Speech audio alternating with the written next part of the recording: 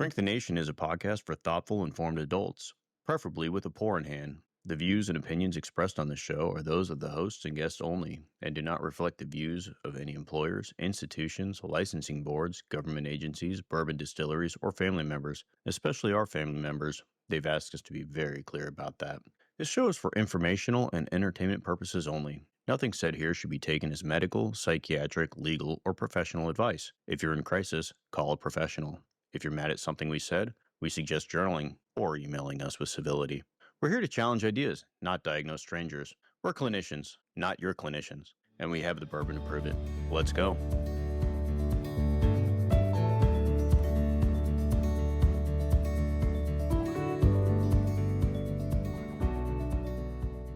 All right, welcome back to Restraint. If you felt like the last week political news made you tired instead of informed, good.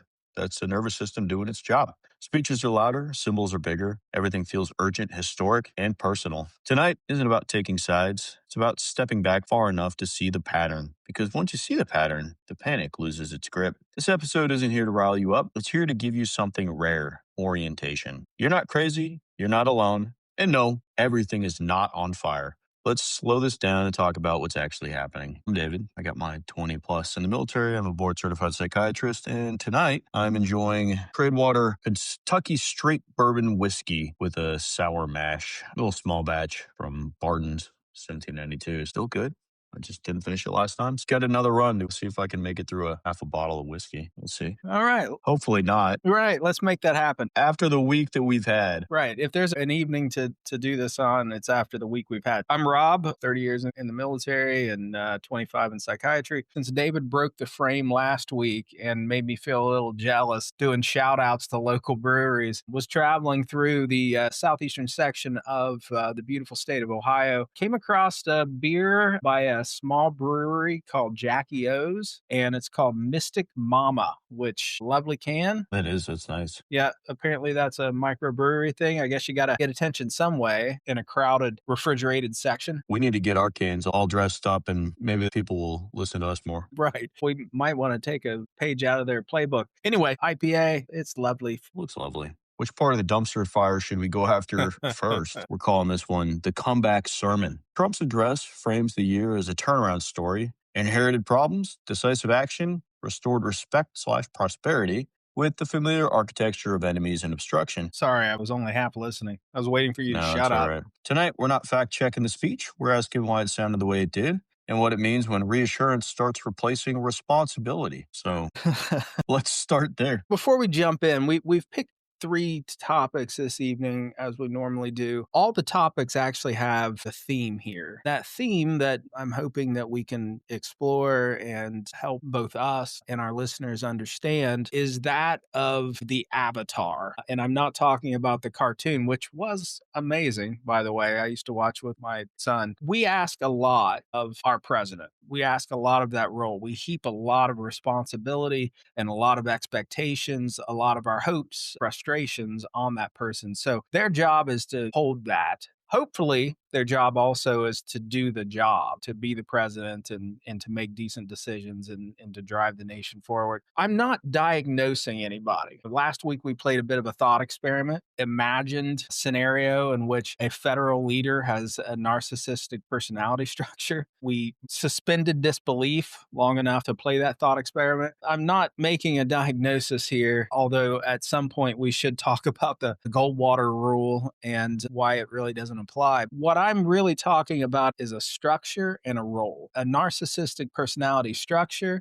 and the role of avatar for this nation. And what I think we're seeing is oftentimes those with a narcissistic structure are incredibly well designed for the pursuit of power, but they're very poorly designed to hold power. They begin to collapse under the weight of becoming that avatar. They thrive when they really don't have responsibility, when they're pursuing power, when they can make any promise, anything, and they're really not held accountable. But then when they get into the position of authority, once they've taken on the hopes and dreams of the people that supported them, the weight of it, the complaints, the disagreements, the hints that they're not as grandiose as they prefer to believe they are, they start to collapse. And when they start to collapse, rather than turning inward, they turn outward and they rely on spectacle. They rely on narrative. And what I think we saw with that speech was an attempt to control a narrative. And it reminded me of like going to one of my employees and having them write their own year end review. Tell me all the good things you did so that you can get a raise this year. And off they go, making everything seem significantly better than it actually is. So I struggle with this concept that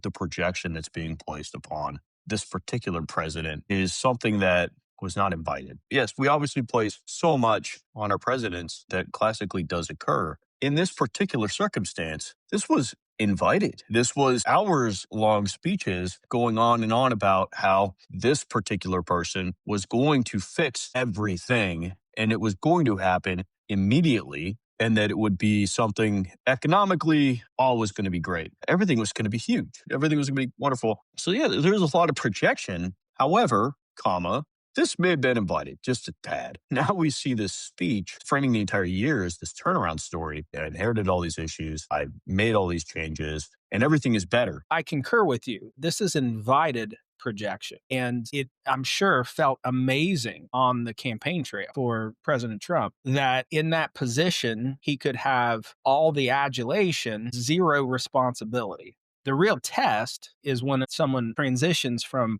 pursuing power to being in power. And once you're in power, the test is actually humility. The reality, and I think you've said this in the past, we expect so much of a president. And yes, of course, 50% of the population is going to dislike you at any time. That's got to be a lot to manage. And I imagine it is. I mean, I'm not in that position. I've been in plenty of leadership positions. If your poll numbers are 51%, hey, I'm really kicking ass. But having been in leadership positions, I know it is challenging to have a significant proportion of the people you lead disagree with you. It's just challenging and it requires humility. Humility is this individual's, this president's predator, wolf's bane, if you will. And he's stuck at this particular juncture because he's really running out of people to blame. And what we're seeing and what we saw in that speech was still no personal responsibility. No, this is mine. I am the leader. It was looking backwards at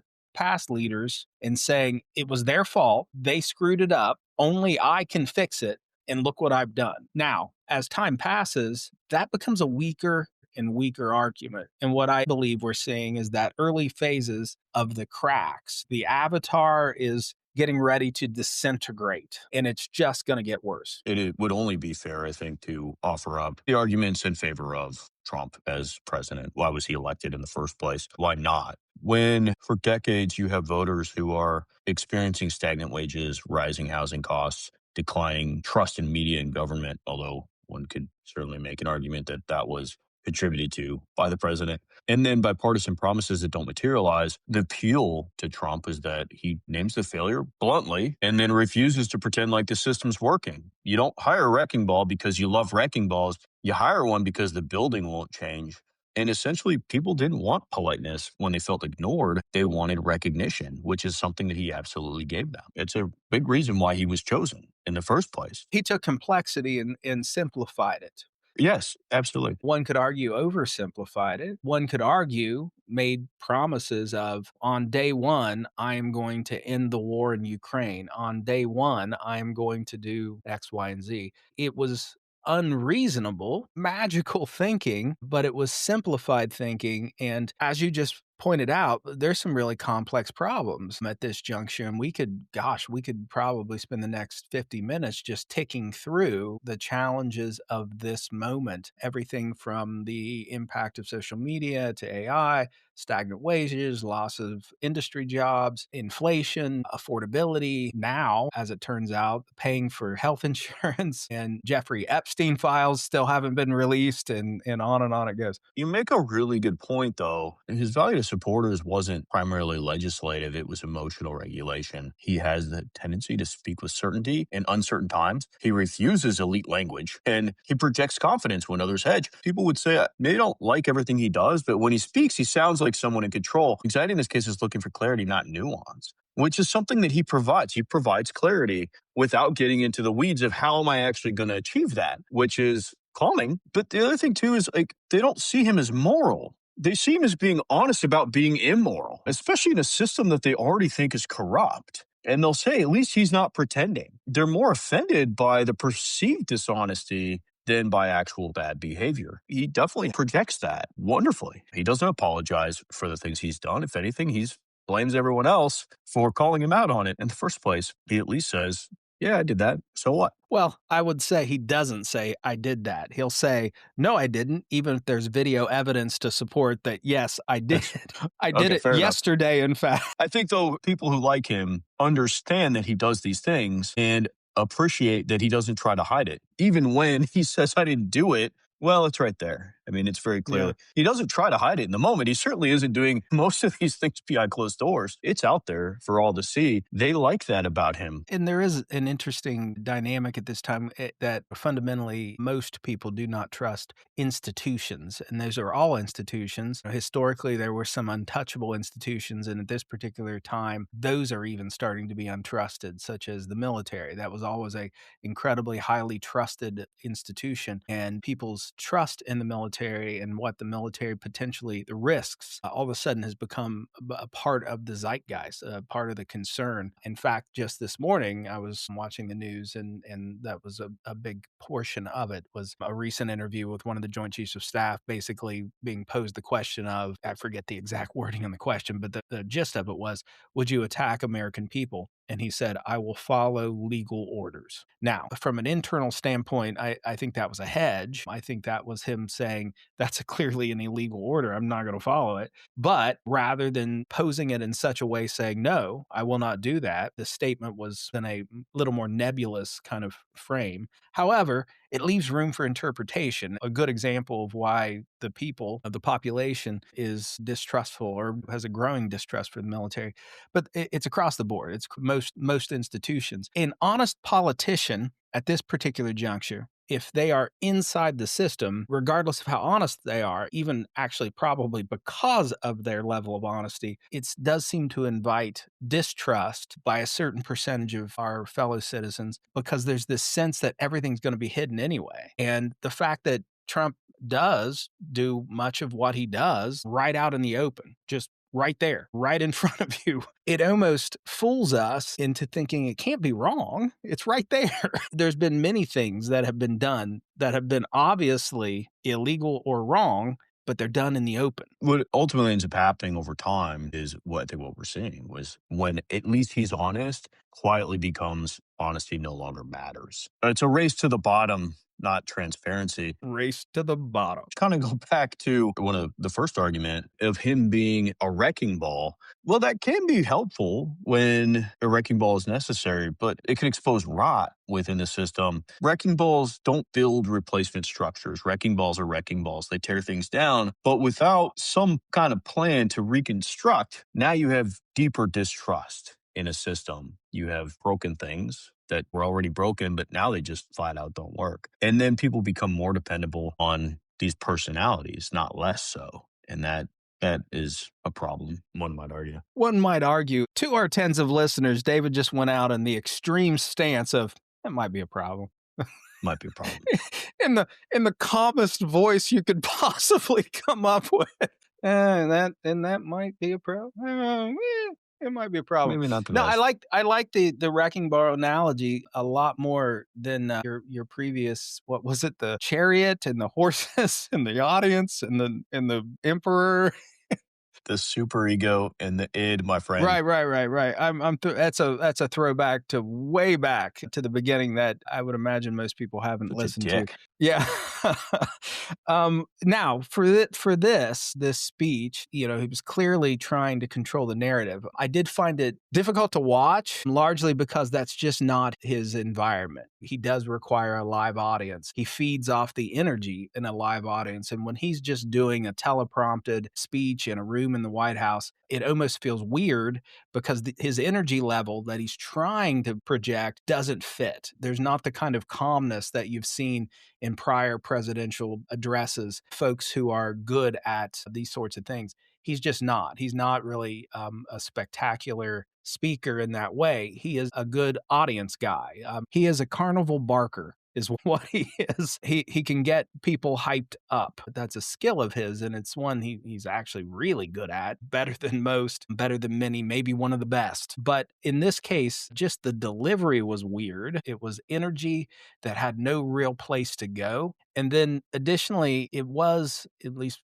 from my read on it, is that there was no point in which there was personal responsibility. It was prior responsibility. Look what all the bad guys did, and I'm doing this. But it wasn't like I'm responsible for moving forward. It wasn't like that. It was like everything was broken before. Now it's perfect. We're the best ever. And we're ready to shoot off to the moon. And it didn't feel very real. It didn't feel realistic, which again, as I'm watching it, I'm thinking this is starting to collapse. And if I fast forward, I mean, we're 11 months in. If it's already collapsing now, wait another year when there just really isn't any viable thing, people to blame. And the other fear I had, Wait, hold on. Did you just say there weren't viable people to blame? I think well, plenty of blame will go around. that was the other fear, is that when you can no longer blame the prior administration, when you can't lay it at their feet, that blame has to find some place. And I know where it's not going to be. I know where it's not going to fall. So it's going to fall on others. And that might be, in the mortal words of David, that might be a problem.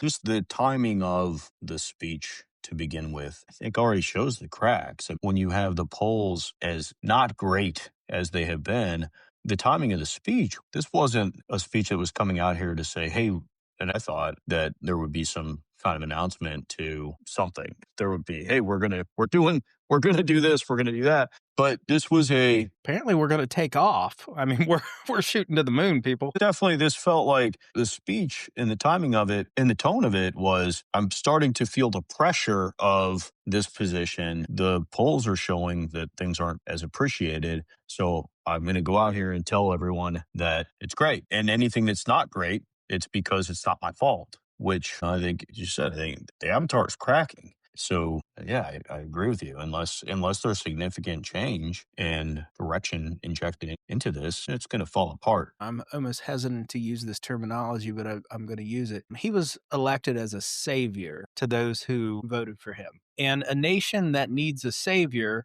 is basically announcing it no longer has any trust in itself. I think those are chickens that are going to come home to roost, in my Appalachian dialect, in the coming years. And that now I'm really depressed. So let's move on to something funny. How about that?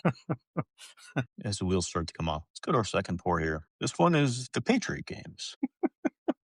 All right, people, let me frame this for you. A boy and a girl from each location will be selected. They will be brought to the Capitol, in which they compete. This is the Hunger Games. Yeah. We're talking about the Patriot Games, okay, Robbie? This is a 4-day high school athletics competition for the 250th anniversary. One male, one female athlete from each state. No transgender athletes are allowed. Absolutely no trans, folks. Men's are fine. You can be trans in the men's. Well, it's hard to say men's when you're talking about high school, but the boys' events. Boys. So I'm kind of wondering if maybe they should cancel that AMC subscription there in the White House, or maybe Turner Classic Movies, whatever it is. They got to Every time you turn the TV on, the Hunger Games is on one of the episodes. Cancel the movie channels, because first it was Escape from Alcatraz. We're getting a fourth Rush Hour. I mean, they got to stop playing movies. And the man needs to sleep. He needs to sleep. He's watching way too much TV. Something's going on. This is a good idea. Let's do this. Why hasn't anybody pitted all the children of the country to death? I'm curious. I have to admit, I've not researched this at all, because when I first saw it,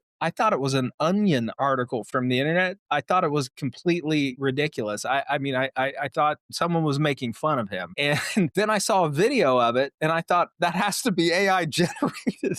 That there is no way this is real. And then I did some research, and I'm like, oh my gosh, this is absolutely real. Now, what is high school athletics? What sport is that? What are they going to do? Is it track and field? I think they're just going to go out into a field and try to kill each other. All right. So going back to the main premise here of an avatar that is failing. So phase one, you can blame others, check. You can try to control the narrative, check. And then you can rely on spectacle. It's like when I was a kid and I would wave my left hand and then slap my brother in the face with my right hand.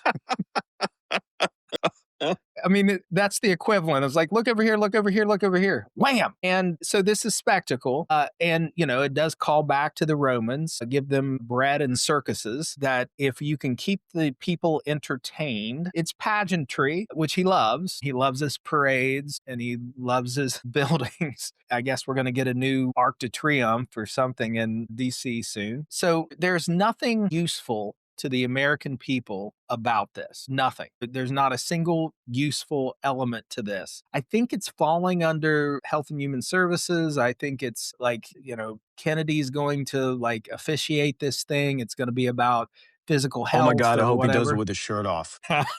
And a pair of jeans, Just a pair of jeans, shirtless, right? I want to see him back in the gym in jeans, him and Hegseth. flying around on the monkey bars. But, ultimately, what does an avatar need? It needs crowds. It needs to continue to be inflated. And this is a way, I guess, to get crowds. Now, I don't think people are going to get excited about this. I think it's a miss. I cannot imagine this actually gaining much actual traction. I can't imagine my neighbors like, I'm staying at home. I got to watch these Patriot games. And the only way that they would watch is if these kids are beating each other to death. And then we'll watch. Man, we probably watch it. Yeah. Actually, what you just said challenges a viewpoint that I've had. And I like that. So much of what we've talked about to this point screams about this lack of understanding or this lack of seeing what's actually going on economically from all these perspectives. And what I felt like that was saying was that he's only being told the things that he wants to hear. I believe the other day he had mentioned that gas was $1.99 a gallon, which is not accurate. Nowhere in the US is there a $1.99 average, at least that I'm aware. 0.14% of gas stations in the country on that particular day did have a 199, or the day after. The day after.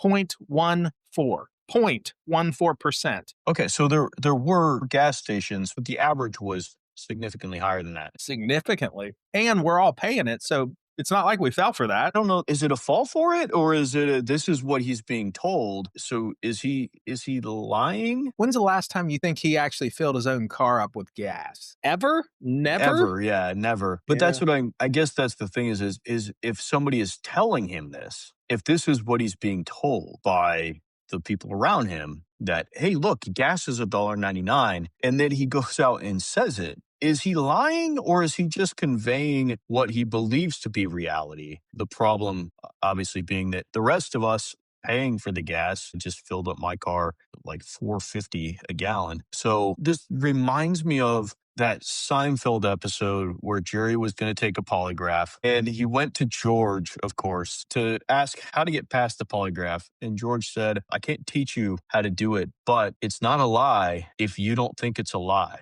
So is he lying, or is this The just moves. his reality? But with this Patriot game thing, the desperation of spectacle really does get you into that thought of, well, maybe he does know that the wheels are coming off and I need to get more attention. So I don't know what it is, but I'm confused. You opened up a can there because there's several things there. And I'm going to start with this potentiality that he is an automaton that is actually just being utilized and fed lines and is really not aware. Now, I'm not making the claim that he has dementia or anything like that. I am going to make the claim that in order to govern effectively, the people have to be legible to those who are governing. And what I mean by that is that whoever is governing a state needs to be able to understand the reality of their people. So think about things like censuses and average incomes, tax burdens, all the things that governments track in order to keep track of their people. A lot of it's just numbers. What really it comes down to is something that's often much more difficult for our ruling class. And even though we don't technically have a ruling class, if you look at who gets into office,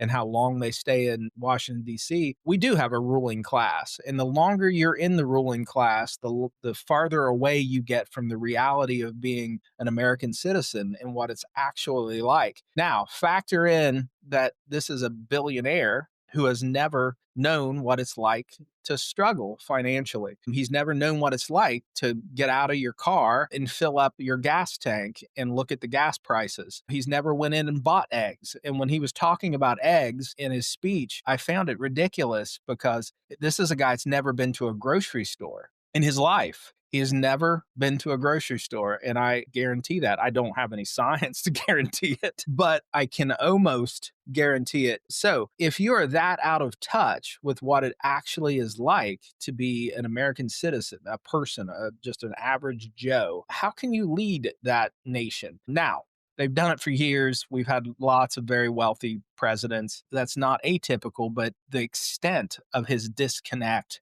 from the American people is somewhat unique. He's never lived a normal life, an average life. And what he was very good at in the run up to his election and to his pursuit of power or his re-pursuit of power, because he also has this pattern of getting power and failing. And if you look back through his life, this has happened over and over again, that he's great at the pursuit of, but then when he achieves it, he can't hold it. He goes bankrupt. The businesses end up failing, and then he builds again. And he's so good at the building phase, and he's so bad at the maintenance phase. And this was true in his last presidency, that he just couldn't handle the kinds of things that get thrown at a president and that you can't expect. And he wanted to blame everyone, blame just anyone and everyone. But ultimately, the buck stops with the president, and humility counts a lot. And those are two things that he just doesn't have. He does not have an understanding of what it is to be an American citizen,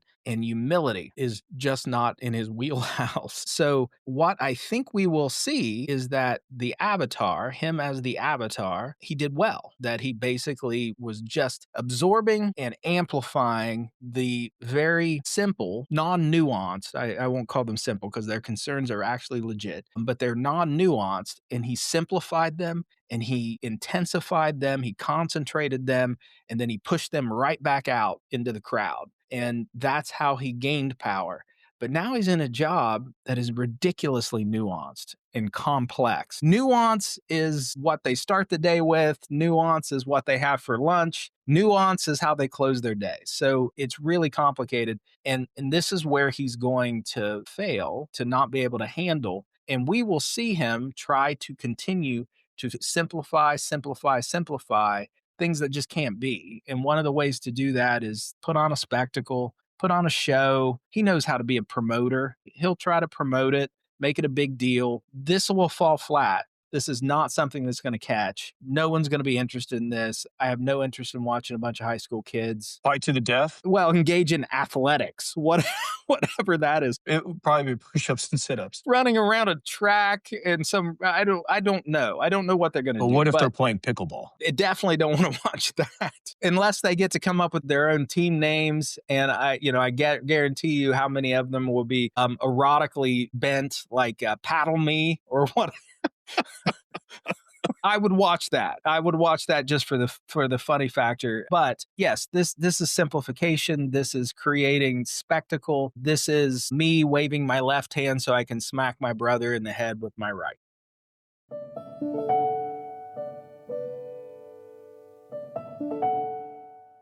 Hey, it's Rob from Shrink the Nation.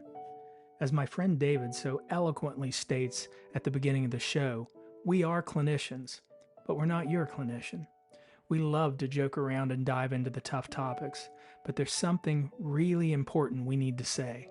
If you're struggling with your mental health or facing substance use issues, we want you to know you're not alone. We have dedicated our professional careers to mental health, and we care deeply about it. It's okay to ask for help. Reaching out to a professional in your area could be the first step toward feeling better. Don't wait. There's support out there, and it works. Please take that first step. We want you to be well. Now let's get back to the show. Oh, and don't tell David I said he was eloquent. He'll be insufferable.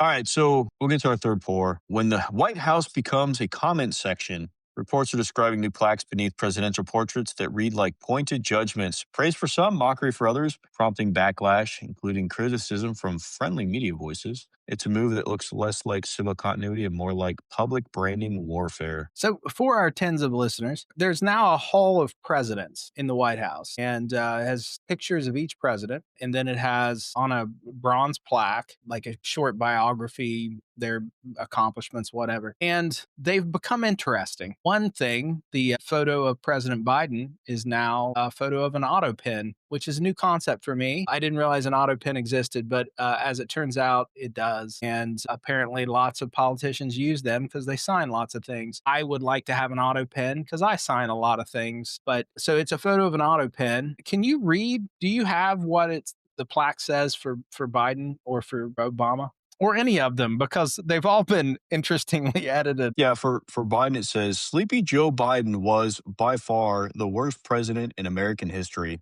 taking office as a result of the most corrupt election ever seen in the United States. Biden oversaw a series of unprecedented disasters that brought our nation to the brink of destruction. His policies caused the highest inflation ever recorded, leading the US dollar to lose more than 20% of its value in 4 years. His Green New scam surrendered American energy dominance, and by abolishing the southern border, Biden let 21 million people from all over the world pour into the United States, including from prisons, jails, mental institutions, and insane asylums. His Afghanistan disaster was among the most humiliating events in American history and resulted in the murder of 13 brave American service members, with many others gravely wounded. Seeing Biden's devastating weakness, Russia invaded Ukraine, and Hamas terrorists launched the heinous October 7th attack on Israel. Nicknamed both Sleepy and Crooked, Joe Biden was dominated by his radical left handlers. They and their allies in the fake news media attempted to cover up his severe mental decline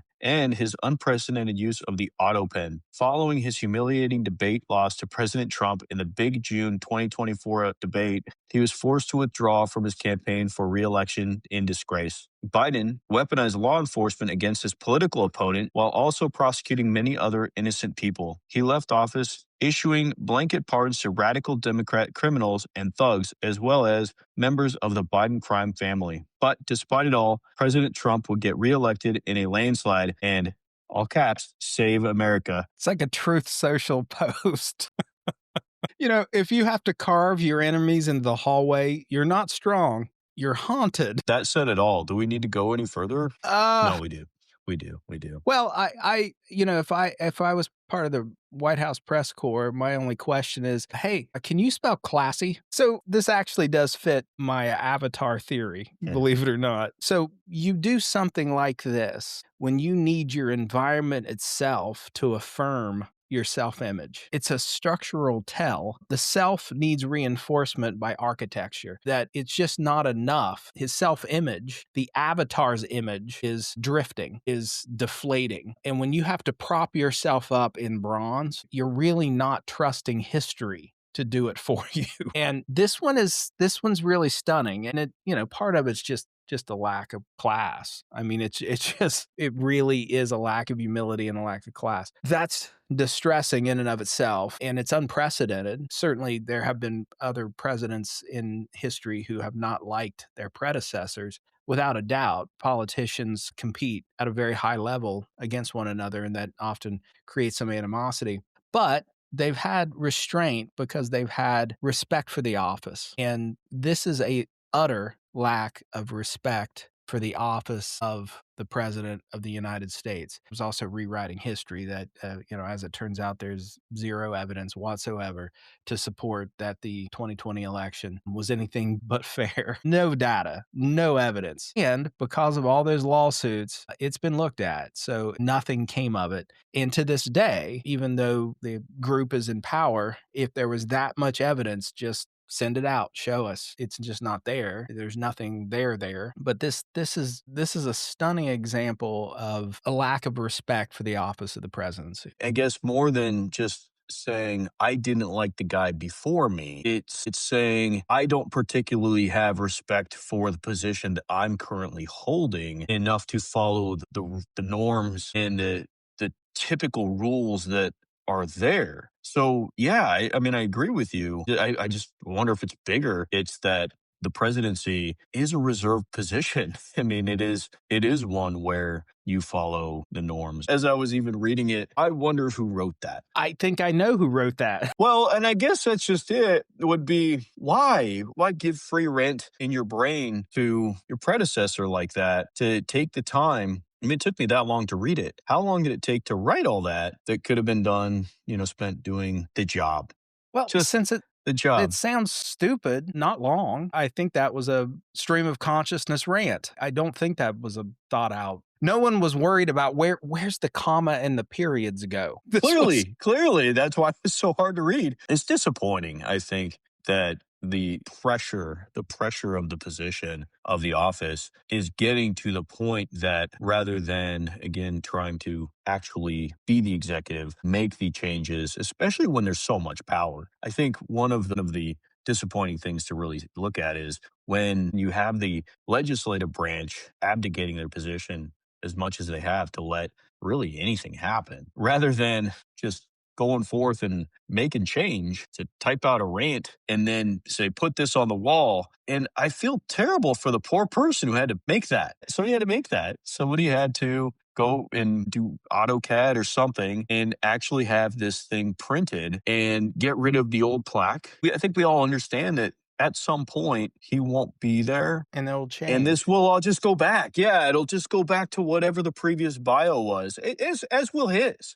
I imagine whatever his bio was probably won't change much. It'll be he was the 47th president of the United States. Here's what he did.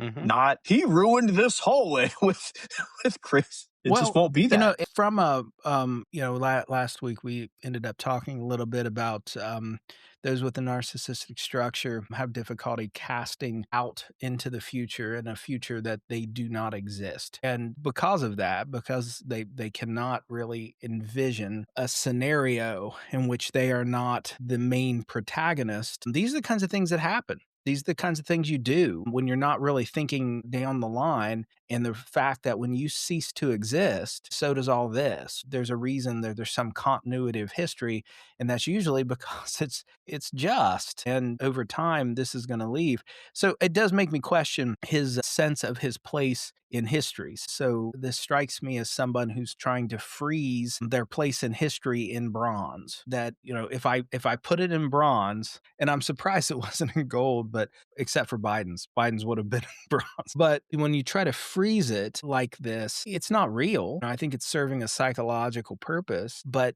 it does make me question what he feels. And that's, again, going back to the avatar thing, that as long as he was having all this adulation and approval poured into him, he felt powerful. My speculation at this point is that he is feeling his power waning. His support is waning. The legibility that he once had with his audience is waning. He doesn't understand where they're at. And in fact, he's arguing against where they're at. Where they're at is, hey, I can't afford my life. The affordability is a problem. Nothing's really changing for me. Those are where real Americans are. So he's out of touch with that. And I think he's feeling it. So he does this speech and he does the plaques and he does Patriot Games, which I can't not laugh every time I say that. I just can't. We'll just call it the Hunger Games. The Hunger Games. So we got the Hunger Games now, and it's an effort to shore up all these psychological dangers for him. I still go back to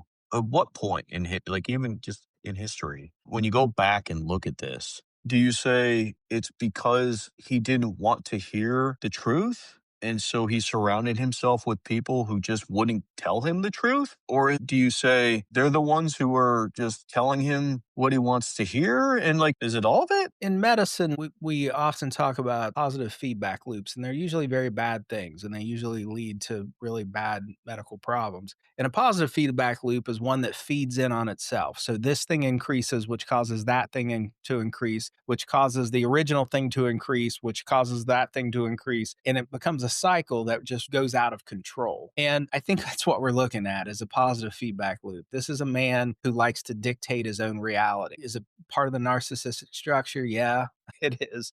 But He likes to dictate his own reality. So then he pulls in people around him who support his own reality. And it becomes a positive feedback loop that these are the people that he brought to him that were basically willing to support his reality. And then on it goes, and it starts to spiral out of control. And there is a certain sense here that we're reaching that point of a spiral out of control, that he is more and more out of touch with reality. And I don't mean that in a psychotic way. I mean that he's just not getting the information.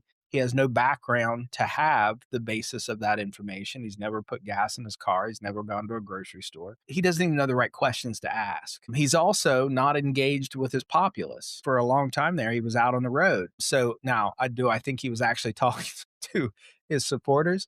No, he was not. He was giving speeches, but he was getting feedback based on their boos and their cheers. And whatever they cheered about, he naturally can identify and he can highlight those things. So he was getting that. He's not getting that now. He's in an echo chamber, and that echo chamber basically supports whatever it takes to make him feel good, Yeah. confident, what they want him to feel. It's a real shame. I mean, truthfully, one of the things that he does so well is he's great at putting his finger on the pulse of what is wrong and then at least identifying that and then saying this needs to change. The tragedy of this situation is that when you surround yourself with people who won't tell you that something is bad or that there is something wrong, his ability to diagnose it is gone. His ability to say, I think this would be good. We need to change this. And you've seen him do that. He flip-flops very readily when he identifies that there is some issue that, was actually a really great strength of his to be able to diagnose the problem.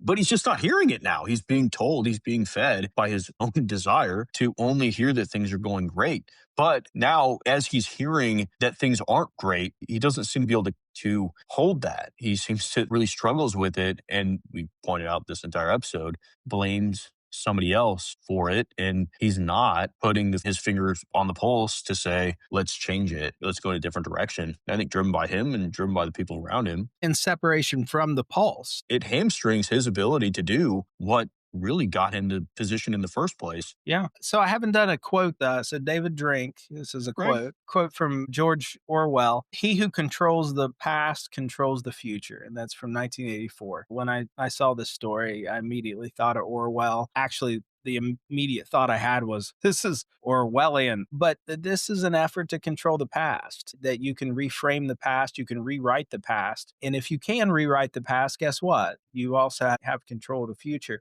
So this is an effort to enshrine him as the greatest ever, regardless of what the data says or what reality says or what the people say. I think it fits beautifully into this theme of a crashing or a cracking, I shouldn't say crashing at this point, but a cracking avatar. Well, if you came here to be relieved, what is it? It was a rough week for the administration. You had obviously a lot of anxiety and a desire to kind of regain control. If that's got you down, what are we offering up here? Well, I'll tell you what I'm often struck by is a very long quote.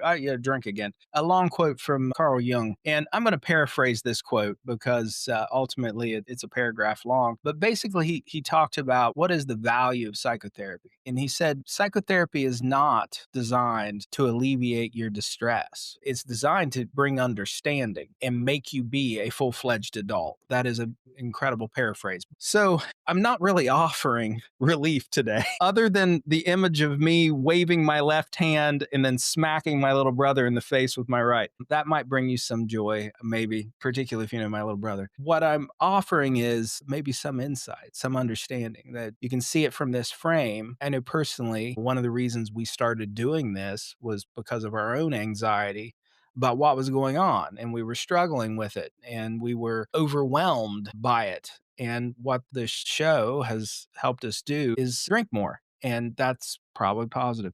No, um, no, actually, that's not the positive part. This show has forced me to actually look at things through a lens that is one step backwards from being mired. You can't be the general in the field if you're down in the trenches. And I guess what my hope is for our tens of listeners who are a unique group of individuals who've been drawn to a very niche podcast, that what this allows for them to feel like is that they can pull themselves out of the trenches and see the overall battle space, if you will, and have some reassurance that these are predictable psychological phenomena. They will play themselves out. You're definitely presenting the Jonathan Haidt argument of what we're doing, taking a step back and looking at both sides. Yeah. Hey, Johnny, if you want to come on the show, Yeah. shoot us an email. Would love to have you on. I'm sure Jonathan Haidt listens to us every episode. I bet that's the case. 6 degrees of separation, Dave. Someone in this audience likely knows somebody who knows somebody who knows somebody who knows Johnny. That's right. Let's get him on. Here's what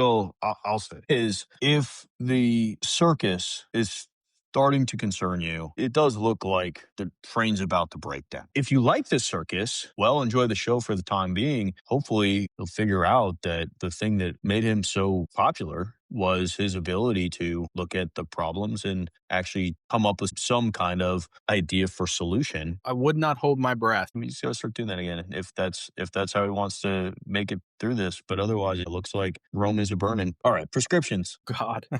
I got one. If your political argument only works while yelling, posting in all caps, or standing in front of a crowd, it doesn't work. Real ideas survive indoor voices. Okay.